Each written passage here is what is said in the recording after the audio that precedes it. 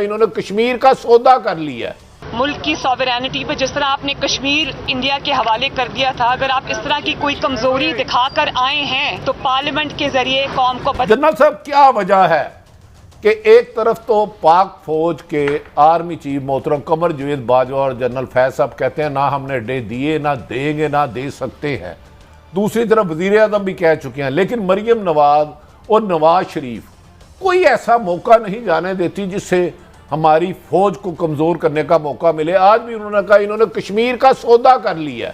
ये मरियम साहबा क्या फरमाती है, सुनाएं जी। बिल्कुल इस चीज को नहीं होना चाहिए। पाकिस्तान एक सॉवरन मुल्क है, एक इंडिपेंडेंट मुल्क है। जो भी आपने डील की है, चाहे वो आपने अपनी गिरती हुई हुकूमत को बचाने के लिए की है या आपने किसी के आगे सरेंडर किया है, मुल्क की सॉवरेनिटी पे जिस तरह आपने कश्मीर इंडिया के हवाले कर दिया था, अगर आप इस तरह की कोई कमजोरी दिखाकर आए हैं तो पार्लियामेंट के जरिए कौम को बताएं कि आपने क्या ब्लंडर किया। खुदा ना खास्ता के पाक फौज को कह रहे हैं जिस तरह कश्मीर आपने भारत के हवाले कर दिया है। एक जनरल अमजद शुएब साहब से कोई फौज का सिपाही भी ये सोच सकता है? देखिए, ये तो बारहा हम कह चुके हैं कि कश्मीर ही वाहिद वो चीज है जिसकी वजह से यहाँ खित्ते में अमन नहीं हो सकता। इसका मतलब यह है कि पाकिस्तान ने जितनी जंगें लड़ी वो भी कश्मीर पे, और आइंदा भी अगर जंग होगी तो कश्मीर पे।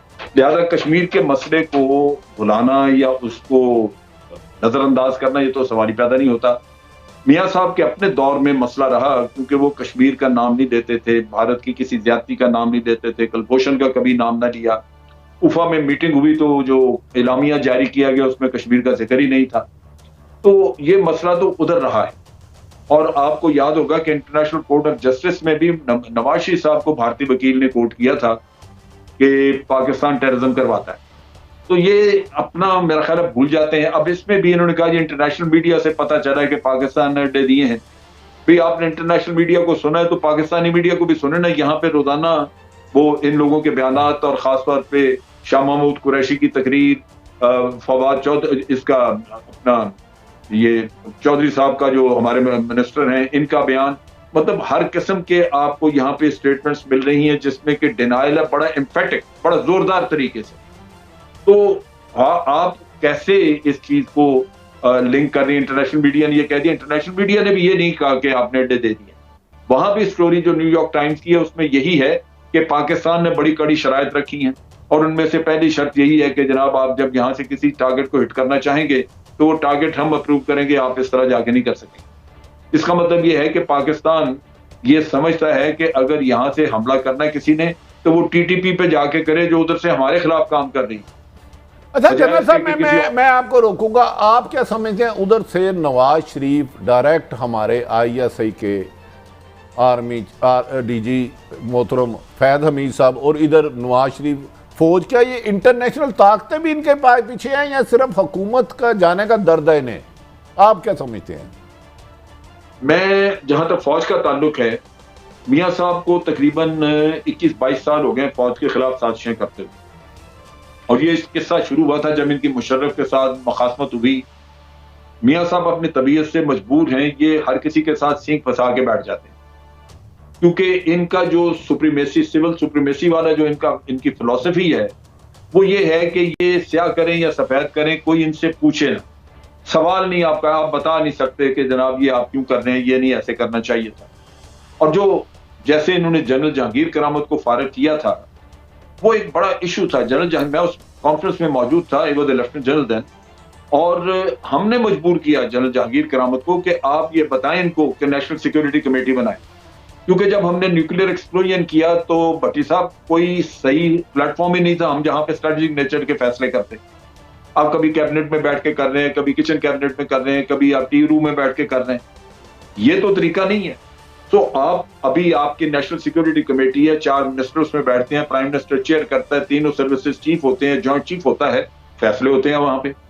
इन्होंने उसकी छुट्टी करा दी, जनरल जहांगीर करामत को निकाल दी। तो ये मुल्क के भले में हो, आप अपने हम कवायद जवाबित के मुताबिक करना चाहें, वो कहते हैं अगर हमने किया तो आप कौन होते हैं कहने वाले कुछ।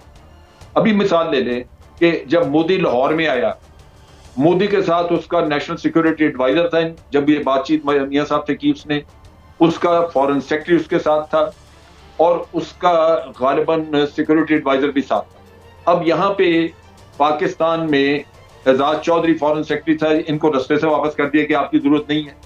इसी तरह नेशनल सिक्योरिटी एडवाइजर थे नासिर जंजुआ, उसको भी वापस कर दिया, वो भी नहीं जा सका। आज पाकिस्तान के फॉरेन ऑफिस के पास कोई डॉक्यूमेंट नहीं है जिससे ये पता चले कि मियां साहब के और उनके दरमियान क्या बातचीत हुई। हमें अगर कोई बात पता चलती है तो वो इंडिया से पता चलती है कि मोदी ने कोई इंटरव्यू दे दिया या मोदी ने कुछ कहा तो नहीं। तो जनरल साहब, आप जो इतनी सीरियस बातें बता रहे हैं, देखें आजकल ये मोहतरम जनरल कमर जावेद बाजवा साहब को बार बार हिट कर रहे हैं, नाम लेके फैज साहब का कर रहे हैं। क्या हमारी फौज को अंदाजा नहीं कि ये किसके हाथों में खेल रहे हैं और खुदा ना खास्ता फौज को ही हमलावर क्यों हो रहे हैं? इसके पीछे हकायक क्या, जबकि अवाम ने इन्हें रिजेक्ट किया इलेक्शन में? आप क्या समझते हैं? देखिए, हकायक बड़े वाज़ेह हैं। ये दो तरह का काम है। एक तो मियां साहब को अपना मखासमत है और वो उसकी वजह से वो मजबूर हैं, वो इससे निकल नहीं सकते। दूसरा, मैंने बड़ी दफा पूछा इनके लोगों से, वो ये कहते हैं कि GIT जो बनी थी जिसमें कि इंटेलिजेंस के 2 अफसर्स थे, अगर वो ना होते यानी फौज की रिप्रेजेंटेशन ना होती तो मियां साहब के बारे में जो कुछ खोज के उन्होंने निकाला है वो कभी बाहर आ ही नहीं सकता। मेरा कहने का मैं ये कहता हूं कि भाई अगर उन्होंने कोई गलत चीज निकाल के दी है तो फिर तो बड़ी बुरी बात है, बड़ी गलत है। लेकिन अगर उन्होंने हकायक निकाल के दिए हैं तो वो हकायक तो बड़े जरूरी है। आपने रियासत के साथ वफादारी करनी थी, रियासत की जिम्मेदारी आपने पूरी की और हकायक निकाल के दिए। तो क्या अगर मेरे आर्मी चीफ पर हमला हो रहा तो ये फौज पे हमला नहीं है? बिल्कुल है। ये सीरियसली लेना चाहिए फौज को भी और हुकूमत को। असल चीज ये है कि आप अगर नोट करें तो ये जो PTI की गवर्नमेंट है, इन्होंने कहीं भी आर्मी का दिफा नहीं किया। पॉलिटिकली इनको करना चाहिए था, इन्होंने नहीं किया। उसकी बुनियादी वजह जो मैं समझता हूं वो ये है कि ये भी मुतमईन है कि अगर फौज को दबा के रखा हुआ और कोई और उनके कंधे से ये काम कर रहा है तो अच्छी बात है। मैंने नहीं देखा कि PTI की गवर्नमेंट ने कोई फर्म स्टांस दिया हो, बावजूद इसके कि उनके हर ऑर्डर पे आर्मी ने मुकम्मल सपोर्ट दी है। और बड़े बड़े क्या जो मेरे सरहदों पर मेरी हिफाजत के लिए जवान और अफसर हैं, जब उनके आर्मी चीफ पर हमला होता है, जब उनके DGI पर हमला होता है, क्या उनका मोराल नीचे नहीं आएगा कि हम इस कौम के लिए जाने दे रहे हैं और हमारे बारे में इनके लीडर क्या कह रहे हैं? क्या इसका आर्मी पे कोई असर नहीं पड़ता? बींगे आप भी तो आर्मी में सारी उम्र रहे हैं। आर्मी पे बहुत असर पड़ता है और ये असर इस तरह का पड़ता है कि आज एक जर्नलिस्ट है, वो उसने माफीनामा भी दिया, लेकिन मैं रिटायर्ड जो हमारी है पाकिस्तान एक्स सर्विसमैन सोसाइटी में उसका प्रेसिडेंट हूँ।